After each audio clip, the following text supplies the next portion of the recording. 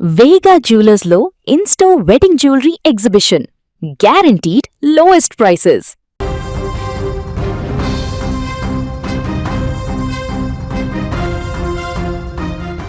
తమిళనాడు రాజకీయాలు ఇప్పుడు క్లైమాక్స్ దశకు చేరుకున్నట్లుగా కనిపిస్తోంది. ఎన్నికల ఫలితాల తర్వాత అతిపెద్ద పార్టీగా అవతరించిన తమిళగ వెట్రి కజగం టీవీకే పార్టీని ప్రభుత్వం ఏర్పాటు చేయాలని కోరుతూ ఆ పార్టీ కార్యకర్తలు చెన్నైలోని రాజ్భవన్ ముట్టడికి ప్రయత్నించడం ఇప్పుడు రాష్ట్ర వ్యాప్తంగా సంచలనం సృష్టిస్తోంది. అసెంబ్లీలో మెజారిటీకి చేరువలో ఉన్నా కూడా గవర్నర్ రాజేంద్ర విశ్వనాథ్ అర్లేకర్ తమ నాయకుడు విజయ్ను ఆహ్వానించడం లేదనే కోపంతో కార్యకర్తలు కదం తొక్కారు.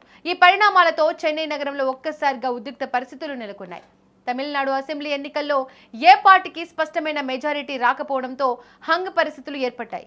అయితే అందరి అంచనాలను తలదన్నేలా విజయ్ నేతృత్వంలోని టీవీకి అత్యధిక స్థానాలను కైవసం చేసుకుని సింగిల్ లార్జెస్ట్ పార్టీగా నిలిచింది. తమకు దాదాపుగా 112 మంది ఎమ్మెల్యేల మద్దతు ఉందని, దీనికి తోడు కాంగ్రెస్ పార్టీ కూడా మద్దతు ప్రకటించిందని టీవీకే శ్రేణులు ఇప్పటికే చెబుతున్నాయి. ఈ మేరకు మద్దతు లేఖలను కూడా గవర్నర్కు సమర్పించినట్లు సమాచారం. కానీ మ్యాజిక్ ఫిగర్ అయిన 118 స్థానాల మద్దతు స్పష్టంగా నిరూపిస్తేనే ప్రమాణ స్వీకారానికి అనుమతిస్తామని గవర్నర్ పట్టుబడడం ఇప్పుడు వివాదానికి కేంద్ర బిందువైంది.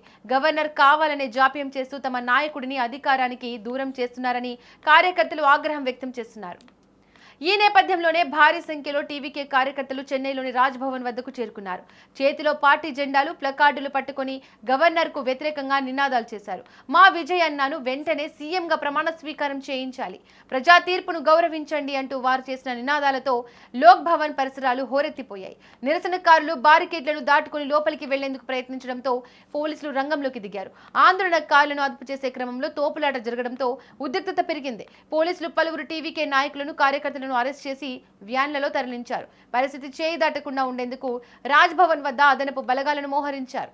రాజకీయంగా చూసే తమిళనాడులో ఇప్పుడు అధికార పీఠం దక్కించుకోవడం అనేది ఒక లెక్కల సవాల్గా మారింది.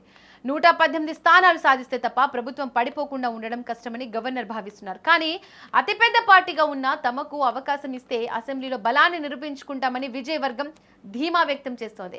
అటు కాంగ్రెస్ మద్దతు ఉండడంతో తమకు తిరుగులేదని వారు వాదిస్తున్నారు. ఈ పీఠమూడి ఎప్పుడు వీడుతుందో, విజయ్ ముఖ్యమంత్రిగా ఎప్పుడు బాధ్యతలు చేపడతారో అని తమిళ ప్రజలు ఆసక్తిగా గమనిస్తున్నారు.